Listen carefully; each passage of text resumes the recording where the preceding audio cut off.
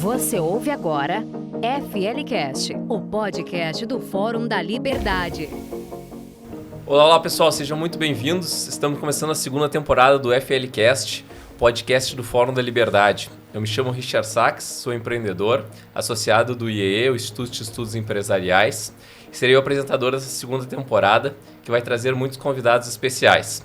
Hoje estou aqui comigo a Patrícia Turmina, cofundadora da Royal Trudel, presidente da ABAD Jovem, Associação Brasileira de Atacadistas e Distribuidores, administradora pós-graduação em marketing e também associada do IEE. Nosso convidado especial, Marcelo Verlang de Assis, é tradutor, graduado em Direito pela URGS e há mais de 15 anos estuda a Escola Austríaca de Economia e a Filosofia Libertária. É tradutor brasileiro do livro Democracia, O Deus que Falhou, de Hans Hermann Hoppe, publicado em maio de 2014. Atualmente está realizando a tradução do livro Teoria da Moeda e do Crédito, de Ludwig von Mises. Patrícia, Marcelo, sejam muito bem-vindos. Obrigada. Seja bem-vindo, Marcelo. Obrigado. Obrigada por ter aceito o convite. É um prazer te conhecer pessoalmente, né? E também poder te trazer para esse meio do IEE, do Fórum da Liberdade, para te poder se apresentar. Eu acho que tu já produziu tanto conteúdo para o meio liberal. Que bom ter essa oportunidade para eu me apresentar aqui, a pessoa me conhecerem. Aí sabem quem eu sou, me conhecem um pouco. A ideia é que hoje explorar intelectualmente um pouco o Marcelo, trazer a visão dele do mundo liberal, né? E se o Marcelo fosse um candidato, como é que seria esse plano de governo liberal, agora que a gente está em épocas de eleições? Então, vamos pedir hoje para o Marcelo explicar um pouco esses conceitos e como que ele convenceria o eleitor dele a mostrar que esse é o caminho para o Brasil, né? Então, hoje o episódio de hoje promete bastante. Agradecer aos nossos investidores, Bitso, Évora, Gerdau e Grupo RBS. E aos apoiadores Ouro, Atlas Network, Grupo A Mais Educação, Itaú, Icatu Rio Grande Seguros e PUC-RS. Bom, Marcelo, para começar, explica um pouco para os nossos ouvintes o que é o liberalismo e como ele se aplica na prática aí. Liberalismo clássico. Lá nos Estados Unidos, o esquerdismo tomou para si a palavra liberalismo. Então é bom sempre falar aqui liberalismo clássico. Liberalismo clássico é a doutrina que diz que o governo deve se ater ao mínimo, e o mínimo, de acordo com o verdadeiro liberalismo clássico, o mínimo é ofertar serviços de segurança e arbitramento de conflito. O resto é deixado para ser ofertado por pessoas ou organizações privadas operando em concorrência. Concorrência é basicamente a liberdade de entrada no mercado. Qualquer pessoa ou organização pode entrar em qualquer setor e aí ofertar o seu serviço, o seu produto, sem precisar de permissão, sem precisar de autorização. Simplesmente construir o seu negócio e aguardar que as pessoas apareçam para comprar, consumir. Tá? Na verdade, o liberalismo clássico é a aplicação prática do entendimento de como a economia funciona, de como as coisas funcionam. A economia, na verdade, realmente é uma ordem espontânea. Ela tem os seus próprios mecanismos de funcionamento, oferta e demanda, sistema de preço, os juros. Os juros são o preço do dinheiro. Em termos práticos, é o preço do dinheiro. Em termos mais profundos, é a expressão da preferência temporal. É impossível que alguém... na verdade, isso aí é uma constatação a praxeologia, da ciência da ação humana, a gente sempre prefere as coisas agora em comparação a um momento posterior. E aí o juro reflete isso. A pessoa sempre tem uma preferência temporal, sempre preferem algo agora a algo depois. E se a pessoa conseguir esperar, conseguir se planejar, conseguir ter paciência, aí ela consegue alongar a sua perspectiva sobre a vida, sobre seu desejo, sobre os seus planos. O tempo futuro é precificado de uma maneira menor, digamos. Se a preferência das pessoas realmente diminui, o Hoppe fala, na verdade, o ponto central mesmo da teoria dele, no primeiro capítulo, que é o essencial do livro de democracia, ele realmente, o tema central é a preferência temporal. Ele faz a comparação entre democracia e monarquia. Na monarquia, na verdade, primeiro, o importante é ter uma noção, o que é o Estado, o que é o governo. Até mesmo na faculdade de Direito, por exemplo, confundem Estado, povo e território. Misturam tudo. Na verdade, o Estado é uma organização comandada por políticos e burocratas. É uma organização que exerce domínio ou soberania sobre as pessoas, os habitantes que estão habitando um determinado território. Aí, na verdade, é uma organização, como o Hoppe, o conceito dele, uma organização que pratica violações contínuas e institucionalizadas dos direitos de propriedade. Tá? Na verdade, na prática, o Estado é uma organização predatória, uma organização parasitária, uma organização que realmente pratica expropriações de forma rotineira e em larga escala. Aí o Hoppe fala que na monarquia o aparato estatal é de propriedade privada do rei, do monarca. Já que ele é dono do aparato, ele vai ficar como chefe do aparato até o fim da vida, ele pelo menos pode praticar uma exploração com uma visão de longo prazo. Exatamente. Aí ele tem duas preocupações, com as receitas correntes e com o valor do capital, com o valor do reino. Quanto mais próspero for o reino, maiores serão as receitas correntes que ele obterá ao longo de todo o seu reinado. Aí, digamos, ele tem, digamos, uma perspectiva de 30 anos no poder.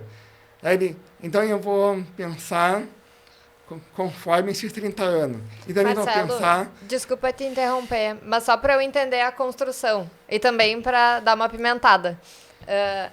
Pelo que tu está trazendo, a monarquia tem mais a ver com o liberalismo do que a própria democracia, é isso? Sim.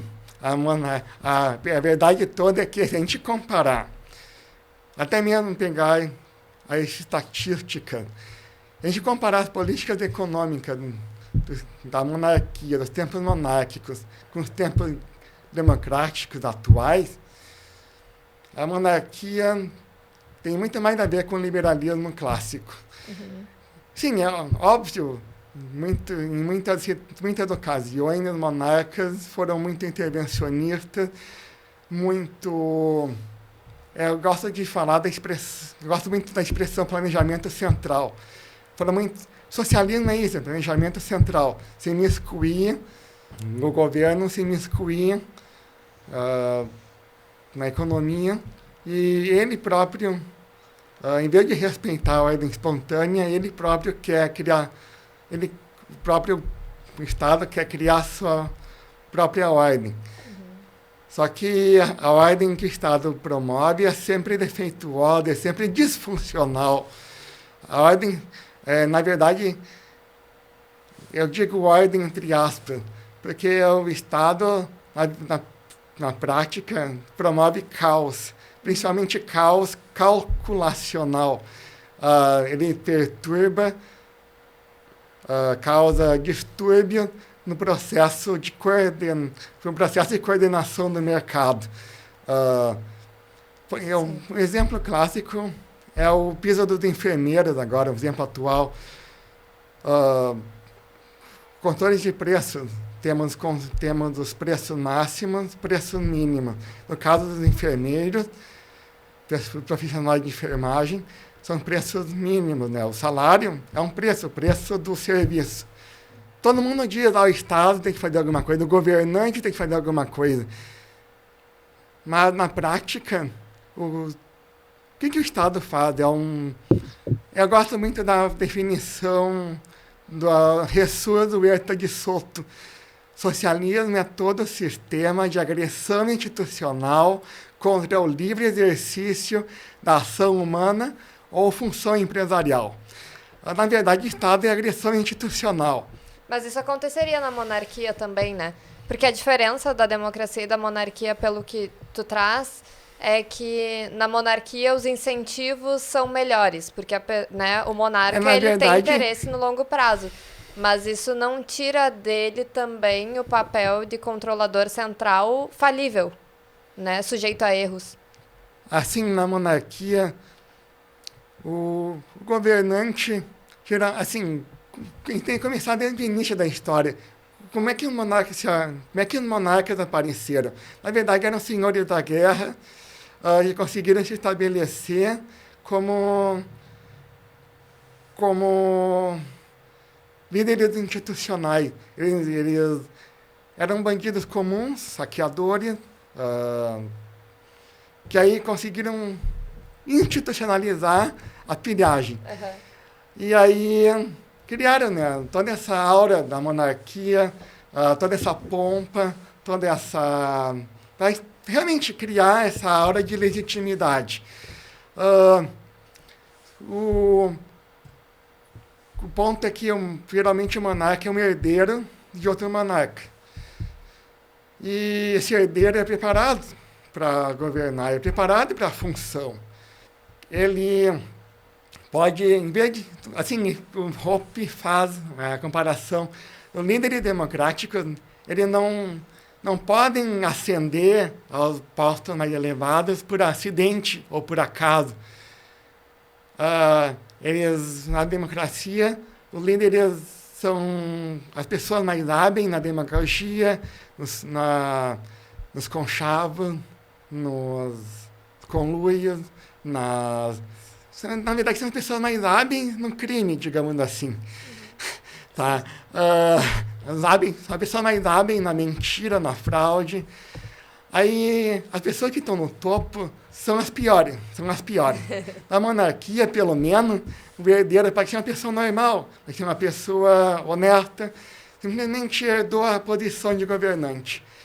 Ainda isso aliado ao fato de poder ter uma visão de longo prazo, aí a tendência, a gente fala de tendência, o monarca pode muito bem ser uma pessoa ruim, uma pessoa... me lembrei, Calígula, no Império Romano, Nero também, botou fogo em Roma, na própria cidade. Né? Tá? Então, a gente, em geral, em termos de tendência, a monarquia é um sistema menos pior. Na verdade, eu diria muitíssimo menos pior que a democracia. Mas numa visão, liberal, a monarquia é a melhor opção? Sim, do ponto de vista liberal clássico, a monarquia é a melhor opção, disparadamente. Aí tem polêmica, né? Na verdade, essa é uma constatação pouco intuitiva. A maioria das pessoas associa a liberdade com democracia. Mas se a gente for levar em consideração o conceito de Estado como uma organização que pratica expropriações, de forma rotineira, em larga escala. A gente foi realmente ter em mente esse conceito, uma instituição que vive às custas da população civil. A gente percebe que quanto menor for o Estado, melhor para a população civil, melhor para a sociedade civil. Então, em relação ao sistema de governo, a monarquia favorece o liberalismo clássico. Vamos tentar entender, Marcelo, como isso seria na prática. Eu digo, se for para o lado da monarquia ou não, como seria na prática um governante, então, com uma visão liberal, tomando decisões referentes a vários assuntos, e se isso invariavelmente levaria à monarquia, ou se existem dentro de algumas pautas uma solução que poderia ser melhor. Porque eu vejo que eu concordo com vários pontos que você trouxe, mas, né, eu acho que a monarquia ela ainda é uma polêmica. Eu acho que talvez até por ignorância de não conhecer, não ter, né, muita propriedade sobre como funciona o sistema. Mas eu gostaria de entender os desdobramentos do liberalismo, né, como a liberdade se reflete em diversas pautas diferentes, e se há outro caminho, né? Pode ser a monarquia ou não, ou dentro da democracia, como um governante liberal agiria. Porque aí eu acho que tem um maior desafio. A gente tem muito mais chance de, no Brasil, por exemplo, um governante liberal assumir. Isso é difícil, mas assim, isso é mais provável do que a gente ter uma volta da monarquia e mudar todo o sistema, então, político, né? Então, eu gostaria muito de ouvir de você quais seriam as propostas liberais dentro do sistema que a gente tem, tendo em vista que isso é o mais provável, né? Eu quero só comentar, o grande problema da democracia é que ela deixa menos nítida, muito menos nítida, a distinção entre governantes e governados. Na monarquia, isso é muito nítido, o governante é o monarca e a nobreza ao redor. As receitas tributárias são da monarquia e da nobreza. Eles decidem o que fazer com as receitas tributárias. Realmente, as receitas tributárias são propriedade privada da monarquia e da nobreza. Aí existe uma distinção muito clara entre governante e governados. Então, a democracia, essa distinção fica embaçada. Fica muito menos nítida. Aí, essa distinção é fundamental em relação às propostas, em relação também à visão liberal. Porque essa história de que o governo tem que... Qualquer problema que surja, é normal a gente ouvir, a qualquer problema que aconteça, que surja, o governo não tem que fazer alguma coisa, o Estado tem que fazer alguma coisa. Parece que o Estado é algo diferente da agressão institucional. Parece que o Estado é uma organização de serviços sociais, uma organização que, digamos, do povo, para o povo e pelo povo. O governante, quando está sob o regime democrático, ele toma decisões muito diferentes em comparação com a hipótese de ser um monarca. E o próprio povo espera, atitudes diferentes de um monarca e de um governante democrático. Sim, mas se a gente pegar hoje, por exemplo, no Brasil, a monarquia acabou já faz 200 anos, né? Na verdade, acabou há muito tempo. Na verdade, foi um golpe, né? Foi um golpe... Sim, foi o único golpe, teoricamente, que teve no Brasil. 200 anos não, né? Faz 130 anos, mais ou menos, né?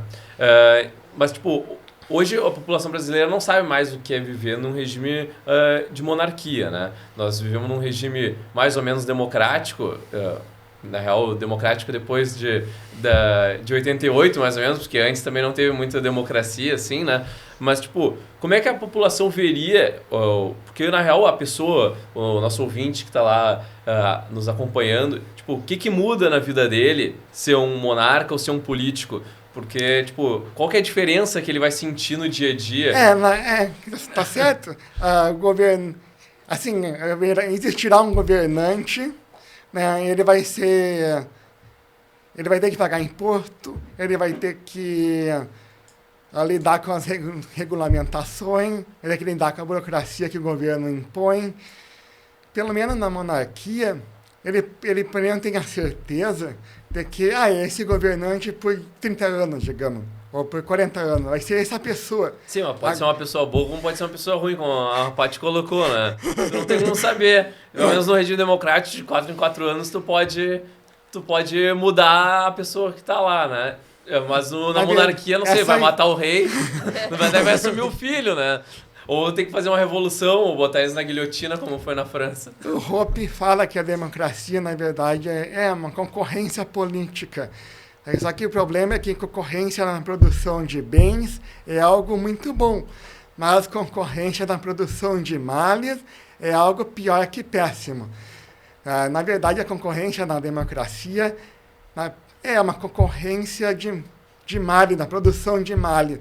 Quando você fala a concorrência na política, ela tem a ver com a articulação que esses políticos na precisam verdade, desenvolver? Concorrência, no sentido que o Hoppe fala, que eu também estou falando, é o sentido de ser dentre os candidatos no regime democrático, dentre os candidatos, quem tem mais chance de ser eleito é o político que mentir mais, que prometer mais, que foi mais demagogo. Sim. Sabe? Na verdade, até me lembro, no debate recente, aquela mulher, Simone Tebet, se eu for eleita, eu darei 5 mil reais para todos os estudantes completarem ensino médio. A varinha mágica, né? A famosa varinha mágica. Entendendo um pouquinho, no início do episódio tu falou muito do dinheiro e inflação, essas coisas. Tipo, a inflação, digamos, os primeiros surgimentos de inflação foi na própria monarquia, quando os reis derretiam a moeda e faziam moedas com menos valor, né? Sim, que impede o monarca de cometer os mesmos erros que os políticos hoje cometem também? A monarquia é o sistema de governo mais tradicional da história. E os governantes, os monarcas, realmente tentaram e muitas vezes conseguiram monopolizar a produção de moeda. Durante todo esse tempo monárquico, moeda correspondia a metal precioso, ouro e prata. Sim, sempre buscaram depreciar a moeda, degradar a moeda, diminuir a porção de metal precioso na moeda. Sempre tentaram fazer isso, e sempre conseguiram também. E também provocaram grandes desvalorizações monetárias. Mas se a gente for comparar com o sistema atual, fiduciário, democrático, a monarquia, na verdade, aconteceu uma deterioração ainda pior. Pelo menos até a monarquia, até a Primeira Guerra Mundial, moeda era sinônimo de metal precioso, ouro e prata, principalmente o ouro. Aí depois da Primeira Guerra Mundial, depois que as monarquias realmente deixaram de existir, principalmente a monarquia mais tradicional de todas, da Áustria, dos Habsburgo, eles governaram por quase 800 anos a Áustria e a região. Depois que a monarquia foi embora, o papel moeda virou a moeda corrente. O ouro foi perdendo importância, foi perdendo, na verdade, foi desvinculado do papel moeda. Aí, hoje em dia, eu sempre falo também no Twitter, nas minhas discussões, agora o sistema monetário é basicamente formado de papelzinho colorido e de jeitinho eletrônico. Tá? Basicamente é isso. Sabe? Sem lastro algum, Sem lastro. sem qualquer limite, sem qualquer Respaldo, digamos assim. Ah? Sem respaldo, sem É? lastro, à medida que as pessoas, né, que os governantes E decidem. o pior não é nem isso. O pior ainda é que a inflação monetária, a expansão da oferta monetária, criação de mais papelzinho colorido de jeitinho eletrônico. O regime democrático, os incentivos dele não simplesmente dificultam, até mesmo não permitem que a visão liberal clássica apareça e seja colocada em prática. Tá, entendi. Aí a gente deve ter sempre em mente isso. Até mesmo que um governante com uma visão liberal clássica assuma, e até mesmo consiga a maioria no Congresso, consiga apoio da STF e tudo mais, ainda assim, mesmo na verdade é um paradoxo. O cara quer chegar ao poder para diminuir o poder. É um paradoxo. É algo meio contraditório. O cara quer chegar ao poder para usar o poder, não para diminuir, não para restringir o poder. Sim, em resumo, então, o que você traz é que existe um conflito entre liberalismo e democracia. São muito liberalismo prático. clássico e democracias, por tudo que já aprendi, são incompatíveis. Tá, mas e se a gente for falar em soluções práticas para o Brasil? Como contornar isso sem, né, tipo, revolucionar?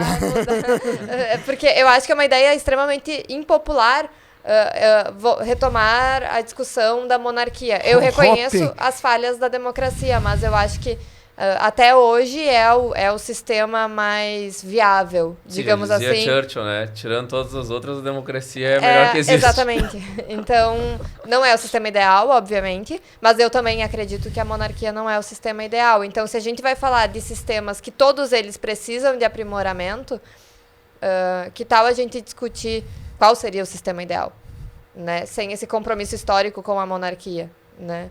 O Hoppe fala, eu gostei muito dessa distinção, a monarquia é um governo de propriedade privada, democracia é governo em propriedade pública. Aí as ramificações, as consequências desses dois conceitos são muito diferentes. Propriedade pública tem a ver com a tragédia dos comuns. Propriedade pública é de todos, é de ninguém, na verdade. Aí todo mundo só pensa em usar o recurso o mais rapidamente possível, porque não é seu. Propriedade privada, se o recurso é meu, pelo menos eu tenho a propriedade dele. Sim. Aí vai ser meu, em teoria, até o fim da minha vida. Meu incentivo é preservá-lo, fazê-lo render. Sim, vai. Aí eu vou preservar e vou usar de uma forma pensando no longo prazo. Então, por exemplo, uma coisa trivial, minha jaqueta, minha roupa, é a minha roupa, a roupa é minha. Aí eu quero usar, digamos, por 5 anos essa roupa, eu vou cuidar. Eu vou cuidar da minha roupa, eu vou cuidar do meu patrimônio para usar até esse período. Agora, propriedade pública é um governo de propriedade pública. Na verdade, na democracia, os governantes são, digamos, anônimos. Existe o Bolsonaro, existe o Lula, existe o pessoal do STF, existem os políticos do Congresso. Mas o aparato todo funcionando é uma série de pessoas anônimas influenciando as decisões, né? Digamos, o Estado ele aparenta ao público como anônimo.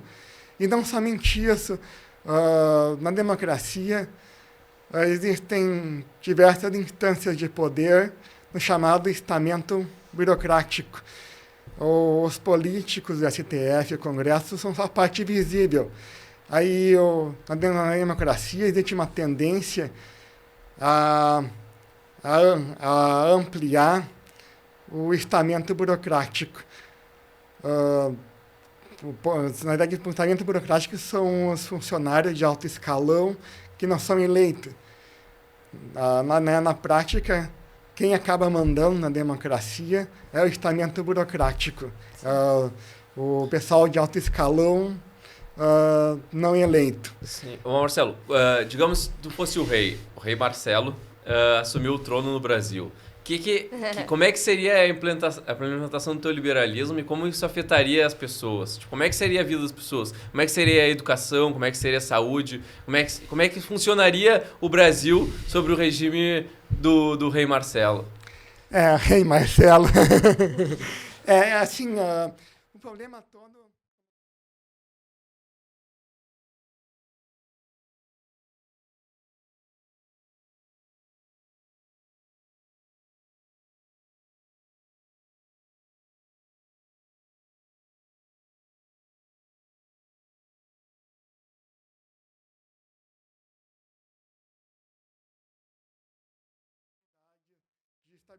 as pessoas estabelecerem ordem espontânea.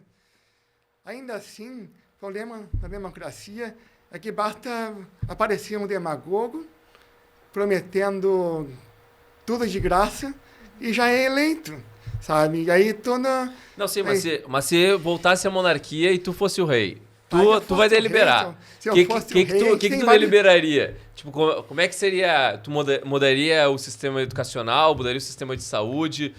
Que seriam as tuas primeiras decisões, as tuas primeiras medidas provisórias, digamos? Olha, se eu fosse o dono, realmente, se eu fosse o dono do aparato estatal, tá? E por tudo que já aprendi, que li, eu simplesmente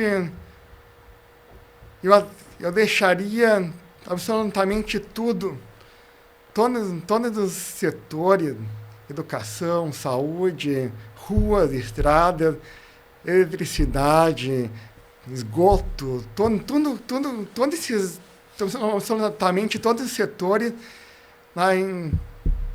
eu abriria o mercado para todos esses setores, me permitiria que realmente a ordem espontânea se estabelecesse em todos os setores. Permitiria que existisse irrestrita liberdade de entrada em todos os setores. Inclusive, até mesmo no setor de segurança. Esse aí é o mais importante. Na verdade, o Hoppe, ele foca muito nessa questão da segurança no livro dele. Segurança é um bem econômico como qualquer outro.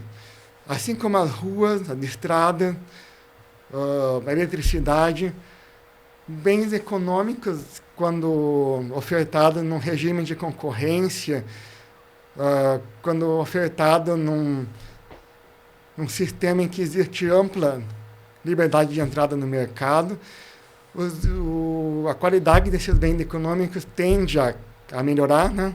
A qualidade tende a melhorar e os preços tendem a diminuir. Com a segurança não é diferente. E eu, como rei, eu até faria isso com uma bandeira ideológica na verdade, todos os governos têm que ter uma bandeira ideológica para se legitimarem, para se justificarem. Eu sempre falaria isso. Eu sou o dono do aparato, mas todos os cidadãos são donos de si mesmo e são donos das suas propriedades. E isso envolve poder proteger a si mesmo e as suas propriedades. Aí o direito de defesa, de legítima defesa, seria sacrossanto, seria importantíssimo. Eu não restringiria, eu não colocaria restrições ao armamento civil. Se a pessoa quisesse comprar bazuca, consegue comprar metralhadora, quisesse comprar rifle, sem problema, sabe?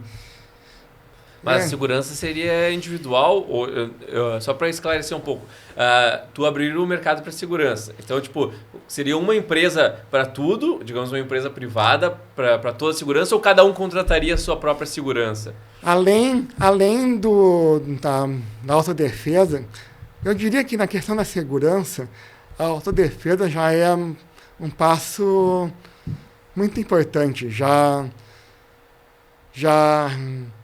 remove muito de incentivo para a prática de crimes violentos, principalmente. Mas, assim como nos dias de hoje, nós não produzimos as próprias roupas, a própria comida, a gente sempre se baseia na divisão do trabalho. Da mesma forma, no setor da segurança, a maioria das pessoas contrataria seguradoras, faria contratos de segurança com empresas, principalmente seguradoras. Aí estipulariam de forma bem nítida os bens a serem protegidos, a quantia a ser indenizada. Assim, o governo, se acontece algum crime, não indeniza as vítimas, sabe? A seguradora, caso tenha, assim, ela tem incentivo de impedir a ocorrência de crime, porque se os crimes acontecerem, ela terá que pagar indenizações. Aí ela tem um incentivo muito grande para prestar um bom serviço e impedir que crimes aconteçam. Eu sempre me lembro do artigo que o Roberto Rachevsky escreveu sobre a Boate Kiss. Em 2013, né? A tragédia aconteceu em 2013. Os agentes estatais envolvidos na segurança não foram responsabilizados, não foram acusados. Somente foram acusados os donos, os cidadãos privados envolvidos com a boate. Imaginem se uma seguradora tivesse um contrato com essa boate e acontecesse essa tragédia. Além de a seguradora ter que pagar enormes indenizações pelo sinistro, pela tragédia, ainda assim, o nome da seguradora ficaria manchado, porque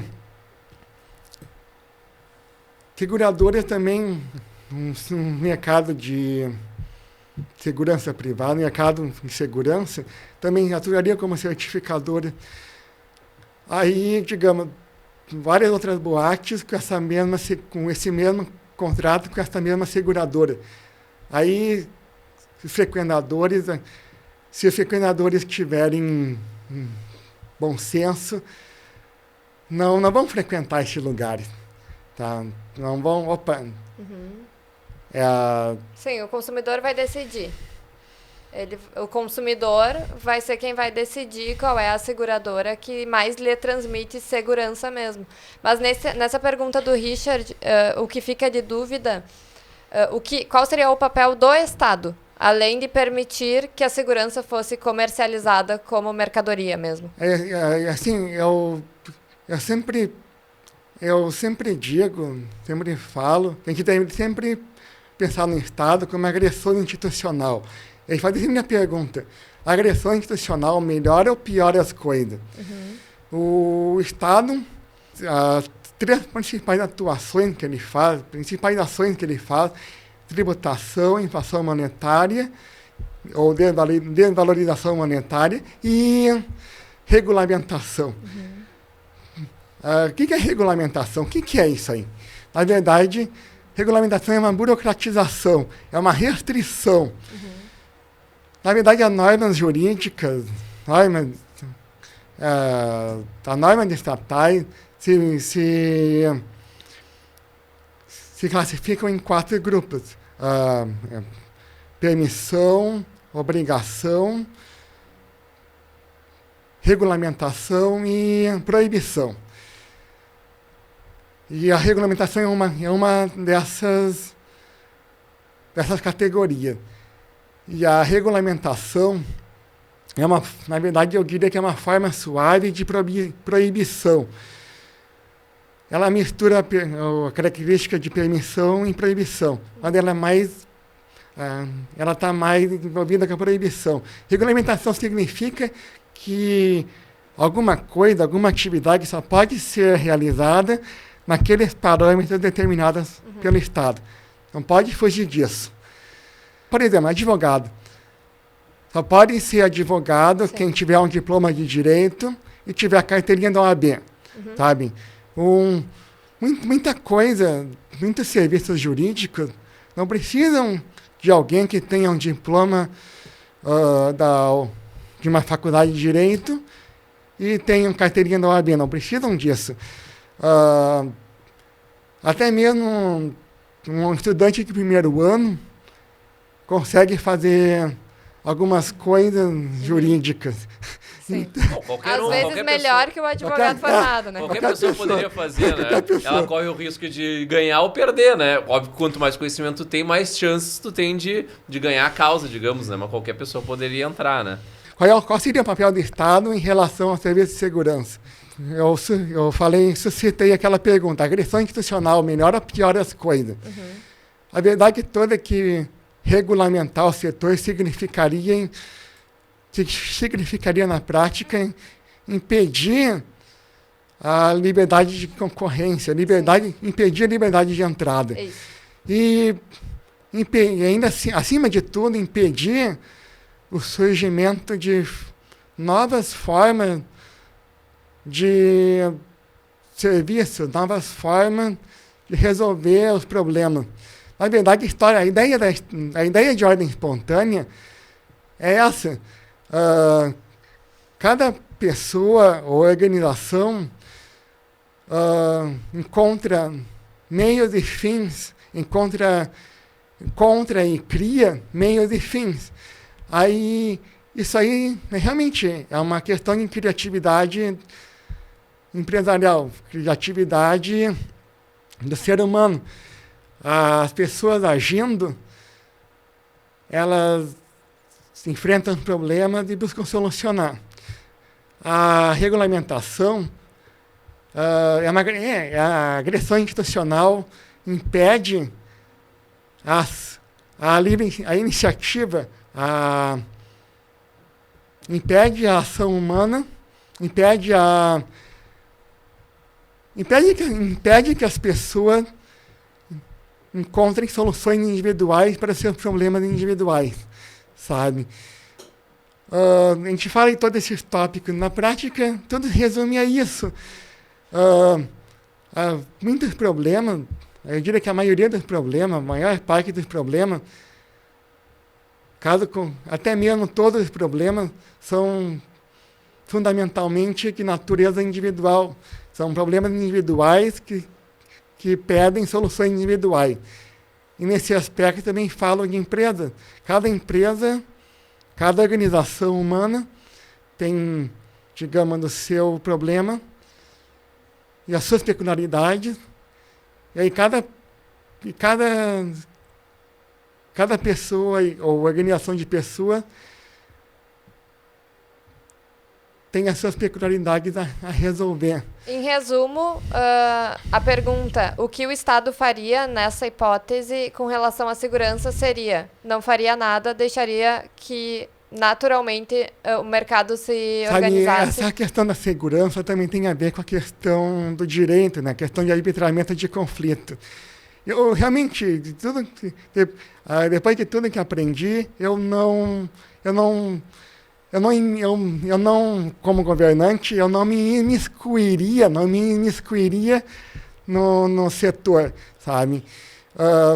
Porque, como eu disse, eu diria que a variedade de problemas que se apresentam é infinita, sabe?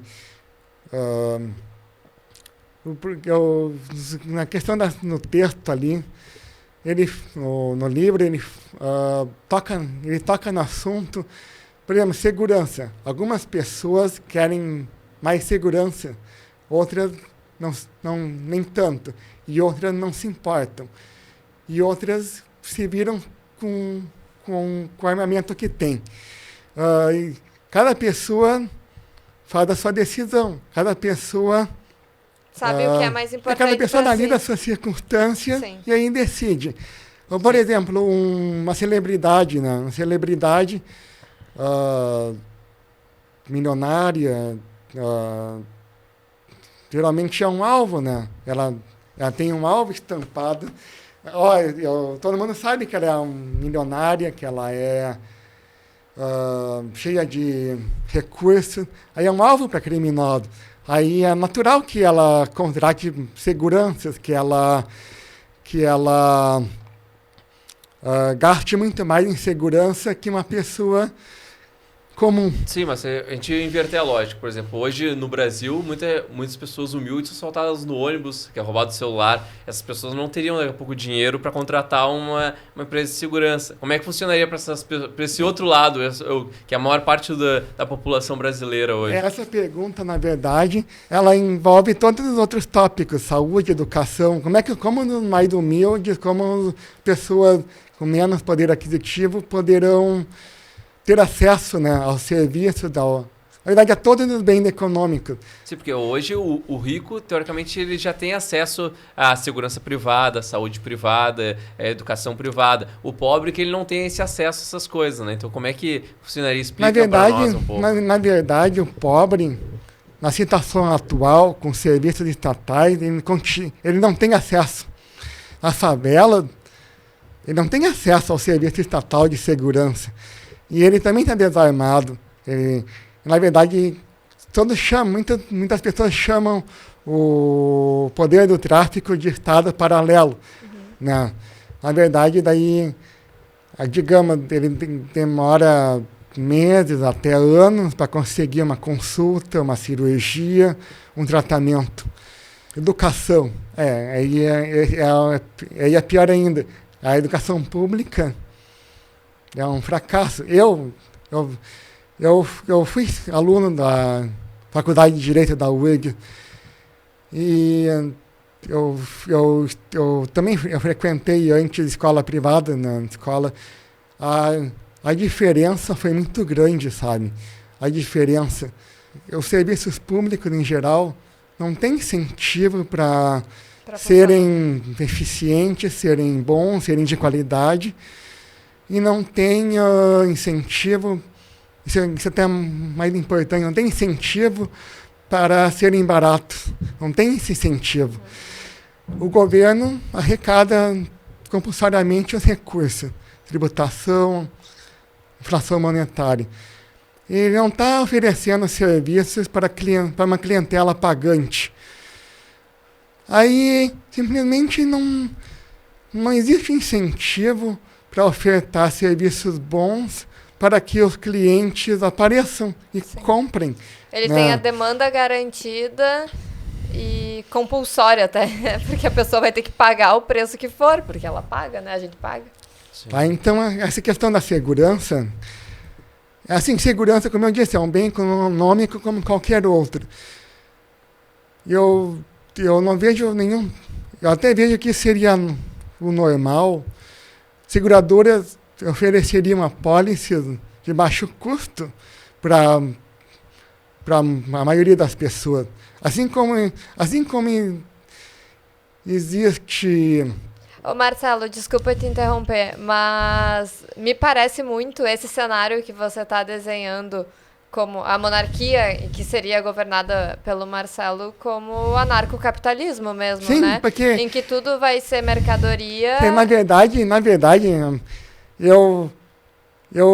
única coisa que eu faria eu viveria de forma parasitária, com o tributo, mas é isso.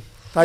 Tu não usaria a tua posição para talvez instituir o anarcocapitalismo e buscando apenas alguma ferramenta para que ele se mantenha perpétuo? O Marcelo ele quer receber o dinheiro do povo, mas não quer gastar em nada também, né? É que assim, eu pensei sobre isso. Na questão de governante, eu simplesmente teria um exército, né, e Para defender teria... o território. Teria na verdade, um exército para segurar a soberania do território. E sempre falaria, eu, como governante, na minha plataforma ideológica, sempre seria falar mal da democracia, falar mal da Venezuela, falar mal da Argentina, falar mal dos vizinhos, sabe? E sempre ele faria esse contraste entre o meu reino, entre as situações no meu reino e o resto, porque o resto do mundo é basicamente todo democrático. Sim. Mas no teu reino, como é que funcionaria a tributação, por exemplo? A Sobre o que tu tributação tributaria? tá no tópico tu quer aqui. arrecadar, mas também não quer gastar em nada. Então, tipo, quanto que seria o imposto? Aonde que seria aplicado? Como é que funcionaria isso? Porque hoje a gente tem Eu imposto em pensei tudo muito que é sobre coisa, isso, né? sabe? Essa questão da tributação é bem interessante. Do ponto de vista econômico, do ponto de vista do crescimento econômico, o imposto menos nocivo, digamos, é sobre consumo, sobre os usuários finais da cadeia produtiva. Eu não tributaria ganho de capital, não tributaria ganhos de investimento, de poupança, não tributaria tributaria a renda, eu não tributaria toda a cadeia produtiva que existe por trás dos produtos finais. Eu somente tributaria os produtos finais, o usuário final. Exemplo clássico, vai no shopping, aí a gente vai no cinema, a gente é o usuário final, né, de toda a cadeia cinematográfica, né, os atores, os estúdios, toda essa... Nada disso teria... Vamos pegar um exemplo da roupa, assim, que é mais...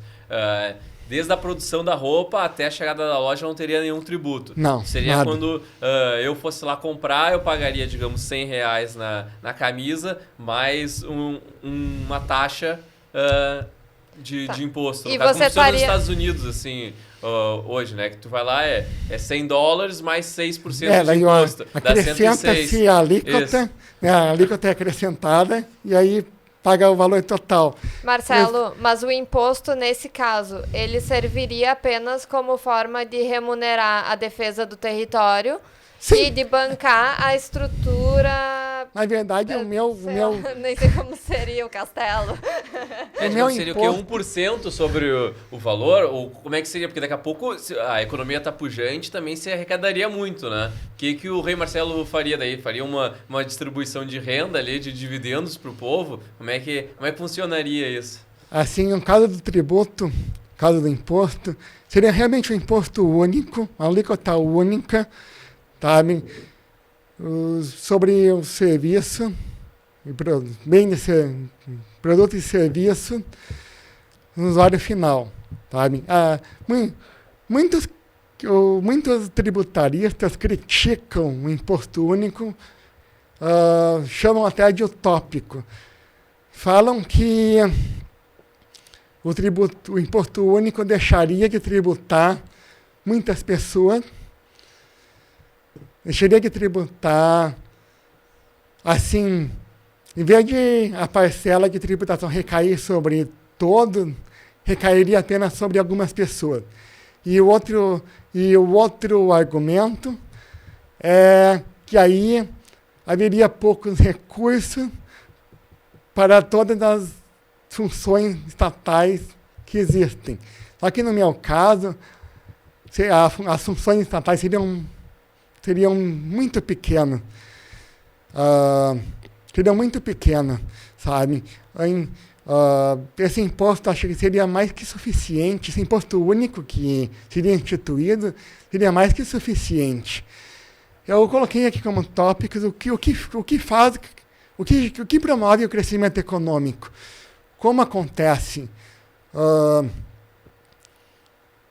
crescimento econômico, na verdade, acontece quando a estrutura produtiva se amplia, quando existem mais bens de produção para produzir, então, mais bens de consumo. Na verdade, a riqueza significa que existem cada vez mais bens de produção, bens de consumo à disposição.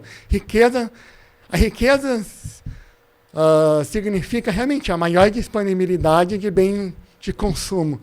E para isso é necessário que exista uma quantidade cada vez melhor e maior de bens de produção. Aí, como eu falei, a cadeia produtiva, deixar toda a cadeia produtiva livre e sem ônus, sem o peso da tributação. Tá? Aí, quanto a riqueza que isso gera, a quantidade de bens de consumo disponível, a quantidade de bens de consumo que fica disponível é muito maior. Sim.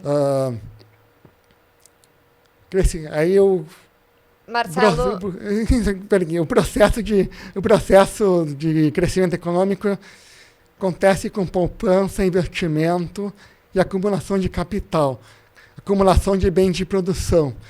Aí o capitalista, o poupador, na verdade, presta um serviço imenso, que ele poupa recursos para serem investidos na produção. Claro, ele espera receber um lucro por isso, só que o lucro vem da satisfação dos consumidores finais. Mesmo que ele seja no setor intermediário da cadeia produtiva, ainda assim, que nem um rio.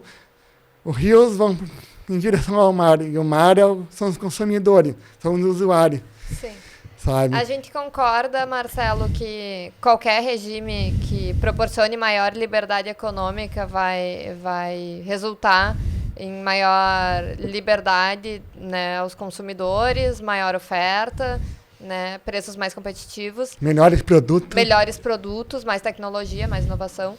Mas isso aconteceria fosse num regime monárquico, de maior liberdade econômica, ou fosse num regime democrático de maior liberdade econômica, né? Como a gente tem também alguns exemplos.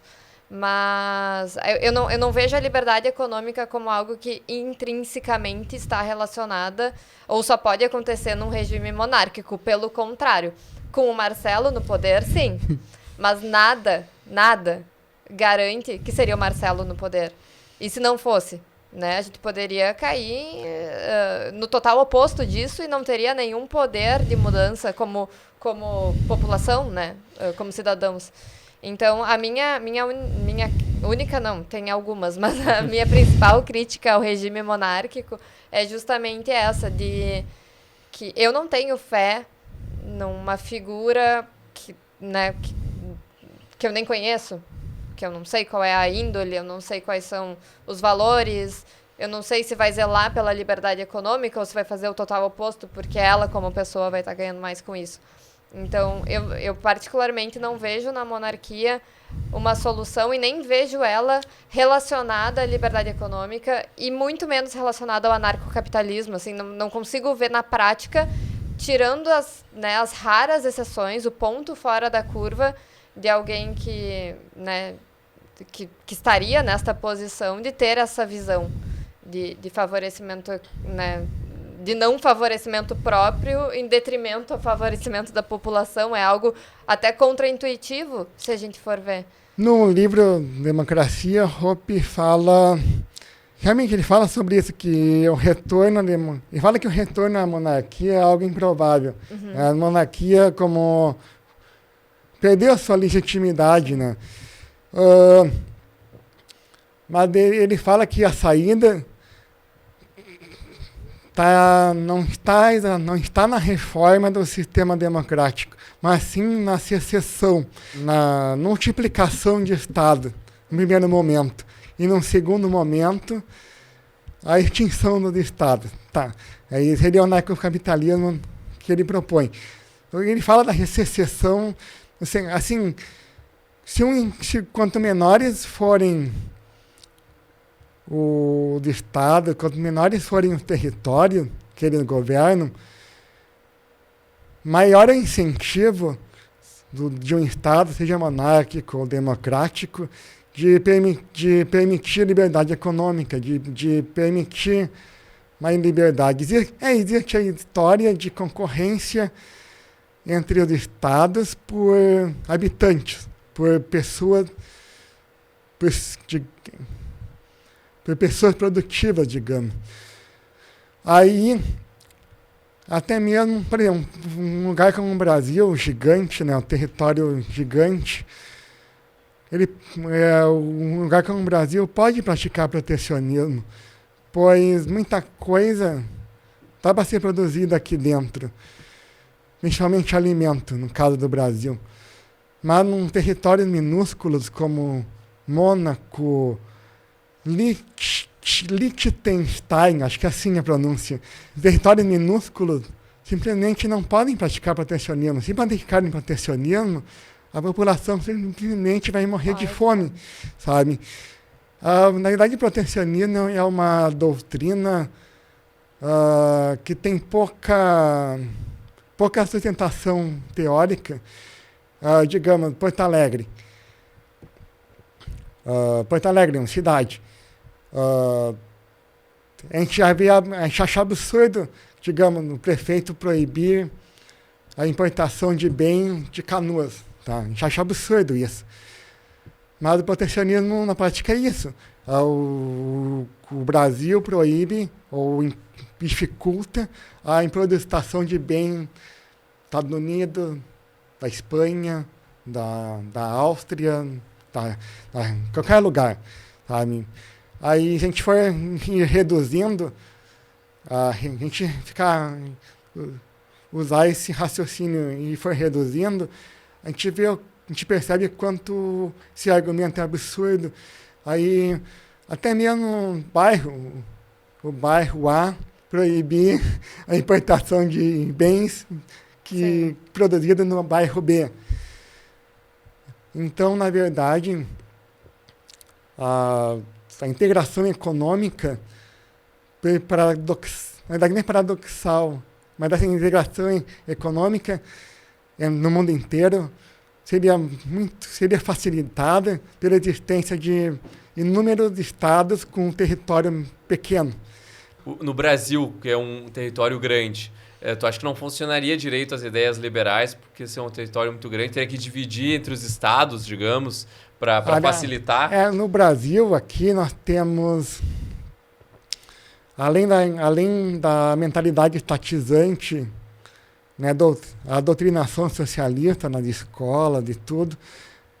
Na verdade, o Brasil, desde a época da monarquia, tudo carrega, desde o tempo do Brasil colônia, carrega, né, uma mentalidade estatizante. Uhum. Né, a mentalidade do povo influencia bastante. O Brasil, também um território gigante, realmente o incentivo do Estado ele não tem incentivos para adotar políticas liberais clássicas, não tem esse incentivo. E ainda mais num regime democrático no Brasil, bom, aí complica tudo. Assim, a gente vive no mundo físico. O mundo físico envolve, então, bens físicos. Envolve alimento, envolve vestuário, envolve edifícios, envolve bens físicos. A economia, como ciência, ela leva em consideração o fenômeno da escassez, o fenômeno do mundo físico em que a gente vive. A escassez significa que os bens devem ser produzidos, devem ser trabalhados, devem ser refinados para servir para satisfazerem as necessidades e desejos das pessoas. Aí, bens econômicos são isso, são um produto de serviço. Saúde, educação, encanamento de água, esgoto, eletricidade, tudo isso são bens econômicos, são bens escassos. E onde existir ampla liberdade de entrada para ofertar todos esses bens, a tendência é o preço melhorar, a qualidade melhorar, o preço baixar e a qualidade melhorar. Mises fala que as políticas intervencionistas são fúteis, são de uma futilidade enorme. Na verdade, só praticam perturbações e distúrbios. Agora é o caso, controle de preço é a forma mais agressiva de regulamentação. Eu já falei antes o que é a regulamentação. Aí aquele serviço, aquele produto só pode ser vendido a partir daquele preço mínimo ou abaixo daquele preço máximo. Só que geralmente o preço máximo fica abaixo do preço que prevaleceria no mercado. E o preço mínimo é sempre um preço acima daquele que prevaleceria. Aí isso causa um distúrbio gigantesco, uma perturbação gigantesca na cadeia produtiva. Se os produtores não têm incentivo de obter lucro, ninguém vai produzir. Sim. Ninguém vai ofertar aquele serviço, aquele produto. No caso dos enfermeiros, assim, botar um salário, um piso mínimo, para um país, ainda mais num país gigante, um lugar gigante como o Brasil, é algo absurdo. Sabe? Cada localidade tem as suas peculiaridades. Cada localidade pratica os seus preços, conforme a sua realidade econômica. No caso dos enfermeiros, né, muitos são contratados para casas de repouso, para idosos, por exemplo, cuidam de idosos principalmente. Então, cada localidade tem as suas condições econômicas e suas peculiaridades. Aí, cada lugar, cada organização oferece um preço que pode oferecer, o preço que consegue oferecer. Até isso, na verdade, essa questão do trabalho, agora envolve o Poder Judiciário Trabalhista, né? Que aí sempre essa aura de proteger os trabalhadores. Acaba diminuindo o emprego, né? Invariavelmente. Bom, Marcelo. Ainda não quero só comentar sobre o Poder Judiciário Trabalhista, só uma nota breve. Na verdade, o que realmente beneficia os trabalhadores é a moeda forte, é concorrência das empresas por empregados. É isso que realmente beneficia o trabalhador. Se as empresas tiverem moeda forte, por causa do salário. Quanto melhor for a moeda, quanto maior for o poder aquisitivo, melhor. E em caso da concorrência entre empresas, oferecer melhores salários, melhores condições. Quanto mais empresas existirem, melhor para os trabalhadores, mais opções de trabalho. Sim, se não tiver concorrência, se o trabalhador não tiver poder de escolha de onde ele vai trabalhar, é como o consumidor quando ele não tem poder de escolha de compra. Né? Se você tem poucas opções, se não há concorrência, aí já acabou a soberania do trabalhador. Você pode criar a legislação que for, os direitos que forem, se ele ficar limitado a poucas vagas de emprego, a poucas oportunidades, não adianta ter todos os direitos do mundo, né? E essas duas coisas não andam juntas. Né? Estão sempre juntas. Essas duas coisas sempre juntas. Na verdade, assim... Isso, estão sempre juntas. O intervencionismo, na verdade, cria problema e aí o Estado quer tentar resolver esses problemas criados por ele próprio. Aí é uma escalada... É um círculo vicioso que não termina tem nunca. fim, uma escalada que culmina no socialismo total, né? Exatamente. Aí, no caso do Poder Judiciário Trabalhista, dizem que é para proteger os trabalhadores. Até podemos admitir que possam existam condições precárias para os trabalhadores. Só que O que resolve isso definitivamente é o trabalhador poder sair e ir para outra empresa, né? O que resolve paliativamente é aquela empresa ter que se regularizar minimamente atendendo às normas e o trabalhador continuar refém dela ou nem ter para onde ir, né? Ou simplesmente perder o emprego. Assim, eu vejo o Poder Judiciário Trabalhista como uma espécie de controle de preço. O trabalhador vai lá, lança, né, uma reclamatória trabalhista e ganha uma indenização, um dinheiro. Aí é mais um custo para os empregadores. E aí eu diria controle de preço nesse sentido de encarecer o preço da mão de obra, e não somente encarecer, mas trazer insegurança jurídica.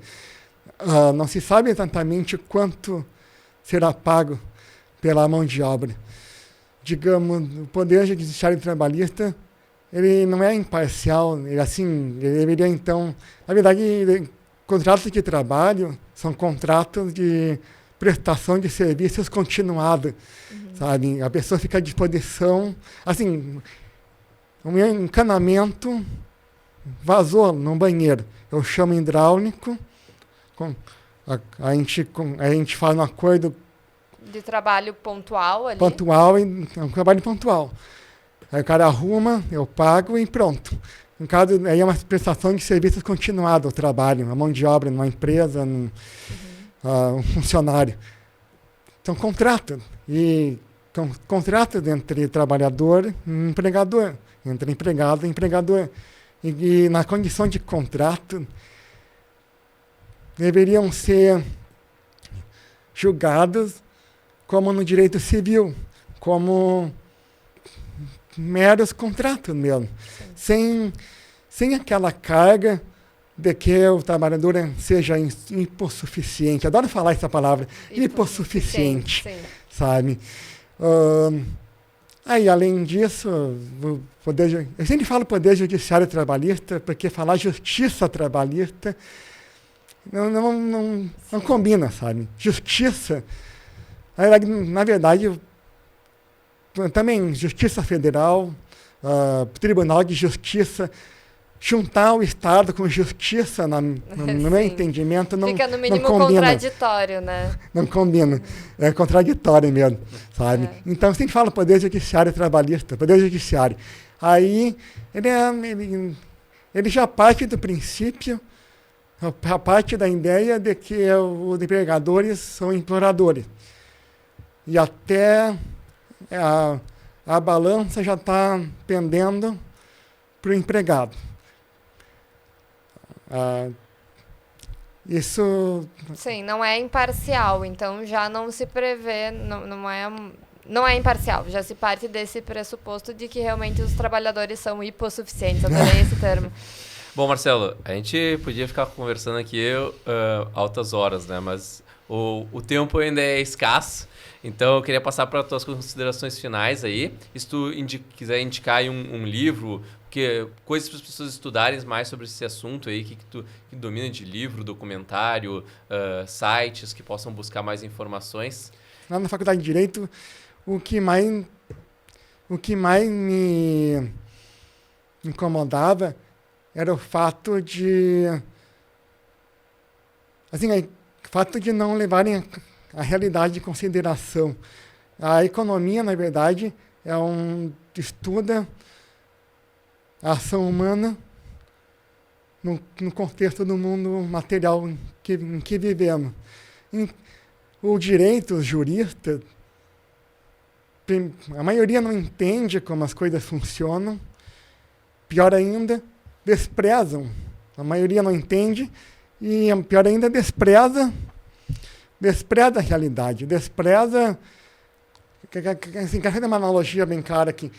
Temos na lei da gravidade, temos na lei da eletricidade, temos na lei da física, temos regularidade do mundo natural. Uma pessoa que projete um avião desprezando as regularidades do mundo natural, uma pessoa que projete um prédio desprezando as regularidades do mundo físico, do mundo natural, ela não vai ser bem sucedida. Da mesma forma, existem regularidades na economia, existe regularidade dos fenômenos econômicos. Existe, na verdade, uma ordem. Sim. Tá? Existe uma ordem De espontânea. causalidade, né? Tá? Aí a gente despreza essas regularidades, assim, despreza as relações de causa e efeito que existem. A gente despreza a realidade. Aí só vai... Nunca vai ser bem sucedido. Aí...